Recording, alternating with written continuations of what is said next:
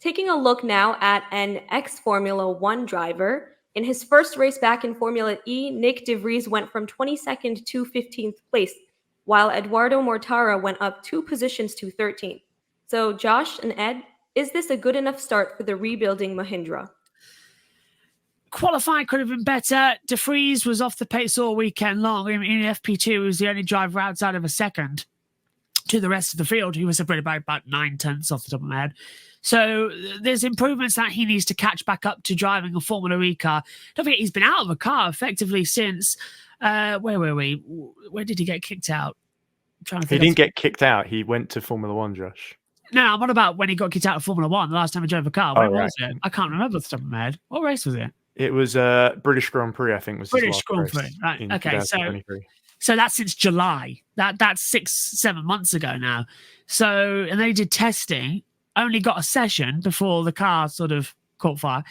And then he got only about 2 hours extra session. So he's had half the practice time of everybody else. So I wasn't expecting much, but it was impressive to see him fight back up, as you say, into 15th and 22nd on the grid, arguably helped by the fact that 4 cars retired. For going further on as well, it was interesting that Eduardo Mortara only made up 2 places to 13th. I did expect more from Mortara, as he's had a generation in this car. De Vries hasn't. He hasn't raced in Gen 3.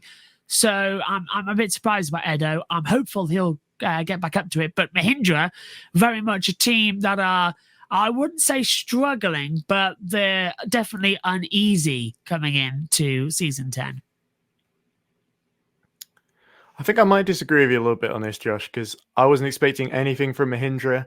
I think they had one of the worst powertrains. They were second last ahead of only their customer team, Apt, in last season's championship. So I actually think they did about as well as could have been expected.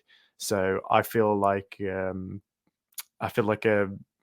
de Vries obviously jumping back in, finished the race down in 15th, but still at least got some experience under his belt, because he's not really driven a whole lot of these Gen 3 cars, because he was world champion in season 7 and then left Formula E at the end of season 8 for his abortive Formula 1 career, sadly.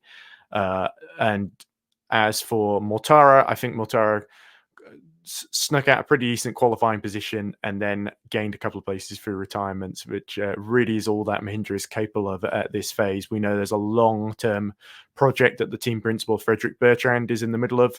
We know that it certainly doesn't involve AI influencers, because we know there was that story earlier in the week where the Ava Rose, the AI influencer that they made up for the team, was hurriedly deleted when they saw how unpopular it was, almost as if they invented it to distract from the fact that they knew their powertrain wasn't particularly good, and they wanted to create a few different headlines other than, oh, Mahindra at the back. Because I know there are a lot of people who like to put the boot in, I guess, on Nyck de Vries, and were sort of said, Mexico City proves this weekend Pascal Wehrlein dominated from the front. Oh, and also Nyck de Vries finished a lowly 15th. And I was like, well, he's in one of the worst cars. So I think at this phase, just getting some more experience under his belt is a good thing. I don't think we can expect too much from Nyck de Vries. Despite being a former champion, I think if you're in one of the worst cars, there's very little you can do. Just last Dan Ticktum had a horrible race where basically they decided to hope for a safety car, hang back, save loads of energy, and they didn't get one, and they ended up almost being lapped as well. So I think no matter how good a driver you are, if your car is not up to snuff, not efficient enough, not quick enough, then you're in for a tough time at a circuit like Mexico, where it's so difficult to overtake. But on the plus side, I think there are some other good stories that were going on, if I may go slightly off topic, like Jake Hughes finishing in the top 7 again for the second year in a row.